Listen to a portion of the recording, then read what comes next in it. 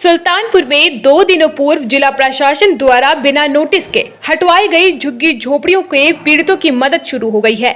आप नेता और राज्यसभा सांसद संजय सिंह द्वारा बुधवार को मुलाकात के बाद आज आप कार्यकर्ता पीड़ितों के पास पहुंचे हुए हैं और राशन वितरण किया है। वहीं समाजवादी पार्टी के राष्ट्रीय प्रवक्ता अनूप संडा भी मौके पर पहुंचे और पीड़ितों से मुलाकात की। वहीं संजय सिंह के साथ मिलकर उन्होंने पीड़ितों की लड़ाई लड़ने का भरोसा दिलाया है। दरअसल 2 दिनों पूर्व नगर कोतवाली के ट्रांसपोर्ट नगर में अवैध रूप से रह रहे लोगों पर प्रशासन का डंडा चला। आरोप है कि बिना बताए जिला प्रशासन के निर्देश पर इनकी झुग्गी झोपड़ियों पर बुलडोजर चला दिया गया, जिससे उनके रहने के ठिकाने बर्बाद हो गए हैं। इस बात की जानकारी जब आप नेता और राज्यसभा सांसद संजय सिंह को पता लगी तो बुधवार को पीड़ितों से मिलने पहुंच गए और हर संभव मदद का भरोसा दिलाया। साथ ही जिला प्रशासन द्वारा की गई इस कार्रवाई को संसद में उठाने की बात कही थी।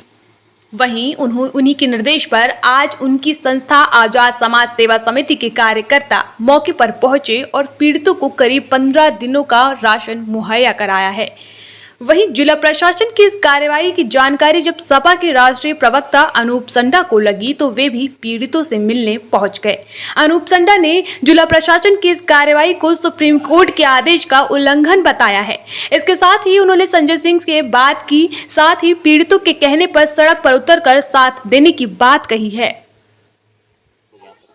ये पता लगा यहाँ पर कि कुछ परिवार जो गरीब सफाई कर्मी लोग थे, उनका घर यहाँ पे उजाड़ दिया गया है बुलडोजर चलाकर।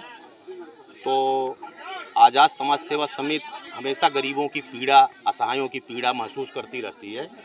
कल आज़ाद समाज सेवा समिति के संस्थापक और माननीय राज्यसभा सांसद संजय सिंह जी यहाँ पर आए थे और उन्होंने भी इस पीड़ा को देखा।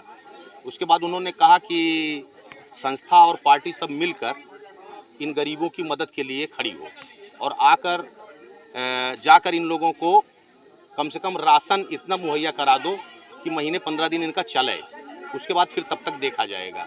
तो उसी उद्देश्य से हम लोग कि इनका जीवन यापन हो सके। देख रहे होंगे आप इन कितने गरीब लोग हैं कि आज के समय में ईंटा मिट्टी से कोई नहीं जोड़ता, लेकिन मिट्टी से जोड़ जोड़ कर ये लोग अपना यहाँ पर बनाए हैं। हम लोगों का सबका ये सफाई करते रहते हैं, कितनी गंदगी उठाते रहते हैं। ऐसे गरीब व्यक्ति को उजाड़ना ठीक है, उजाड़ते, लेकिन कहीं कहीं पुनर्वास की व्यवस्था कर देते, बस इतना होना चाहिए था। लेकिन हम लोगों को जो महसूस हुआ इनकी पीड़ा कि इनको कम से कम खाने की व्यवस्था कर दिया जाए, उसी उद्देश्य से आज खाद्य सामग्री माननीय सांसद संजय सिंह जी के निर्देश पर हम लोग यहाँ पर आए। आज़ाद समाज सेवा समिति की पूरी टीम आई और भी साथी आए। तो सब लोगों ने यहाँ पर वही गरीबों असहायों की मदद के लिए हम लोगों ने इनके जीवन यापन के लिए आज राशन सामग्री का वितरण किया। सर, क्या नाम है आपका और बताइए आज यहाँ पर आए, किस लिए आए थे? सोशल मीडिया के माध्यम से जानकारी मिली कि यहाँ पर 29 सफाई कर्मियों की एक बस्ती थी जो झोपड़ियाँ और झुग्गियाँ डाल करके यहाँ रहने का काम कर रहे थे और अपना जीवन यापन कर रहे थे। प्रशासन ने उनको किसी सर्किट हाउस बनाने के नाम पर बुलडोजर चला करके उनके घरों को ध्वस्त कर दिया गया। यहाँ तक बताया गया कि उनको इतना भी समय नहीं दिया गया कि वो अपने सामान को वो अपने घरों से निकाल सकते। और उसी दिन इन लोगों ने, इन बस्ती वालों ने जाकर के जिला प्रशासन को एक ज्ञापन भी दिया था कि हमको कोई पुनर्वास की व्यवस्था दी जाए।